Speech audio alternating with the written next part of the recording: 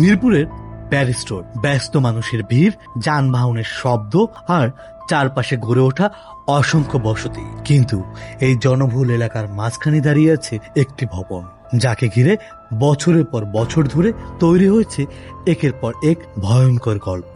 এখানে একটা সোহেল নামের ছেলে লাশ আজকে আট বছর আগে পাওয়া গেছিল আমাদের এলাকার ছেলে, বুঝছেন?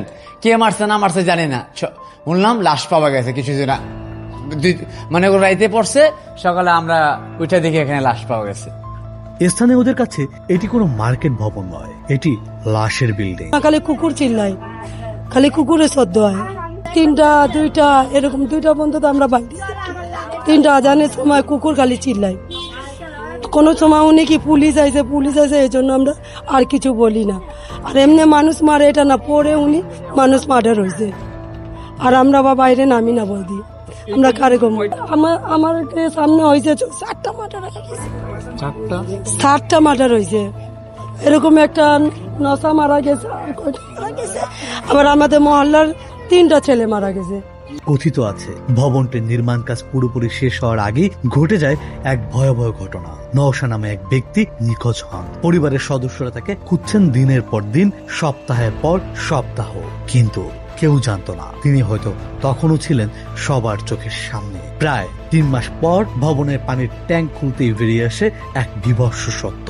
সেখানে পাওয়া যায় মানুষের কঙ্কাল। স্থানীয়দের দাবি সেটি ছিল নওশার দেহবিশেষ।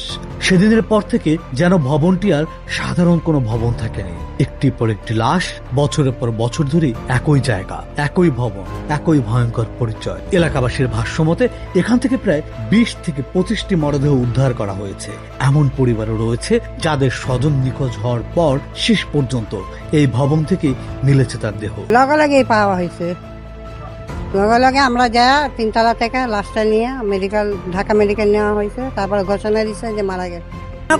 আর কেন 17 আমি ছিল না সেটা আমরা জানতে পারি নাই, আর এই পর্যন্ত জানা হয় নাই। জানি নিয়ে গেছে ডাক দিয়ে, এখান থেকে বাসা থেকে ডাক দিয়ে নিয়ে যায় 3তলা মাইরা ফেলাইছে। ঠিক আছে, আমার ছেলের সাথে কি ছিল না ছিল এটা কিছুই জানি না। আমার ছেলে এগুলোর মধ্যে ছিলই না। ঠিক আছে, আমার ভাইয়ের লাশ পাওয়া গেছে নিচতলা ওই লগেই পাওয়া গেছে। মানে রাত্রে মারছে, সকালবেলায় আমরা খবর পাই যে এখানে লাশ আছে, যাই দেখি আমার ভাইয়ের লাশ। ঠিক আছে, সবচেয়ে অবাক করা বিষয়, চারপাশে মানুষে ভরা এলাকা, দিনরাত চলাচল, তবুও কিভাবে বারবার এই ভবন হয়ে ওঠে মৃত্যুর শেষ গন্তব্য।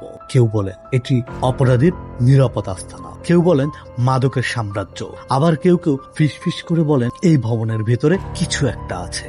রাত গভীর হলে অন্ধকার করিডোর গুলো নাকি আরো ভয়ঙ্কর হয়ে ওঠে। ভাঙ্গা সিঁড়ি, ফাঁকা কক্ষ আর নীরব ছাদ থেকে যেন লুকিয়ে রেখেছে বহু অজানা গল্প। কত মানুষ এখানে শেষ নিঃশ্বাস ফেলেছে, কত রহস্য আজ চাপা পড়ে আছে এই দেয়ালের আড়ালে, তার উত্তর হয়তো জানে এই পরিত্যক্ত ভবনটি। আর তাই মিরপুরে মানুষের কাছে এটি শুধু একটি ভবন নয়, এটি একটি জীবন্ত রহস্য, একটি অন্ধকার ইতিহাস, একটি নাম লাশের বিল্ডিং।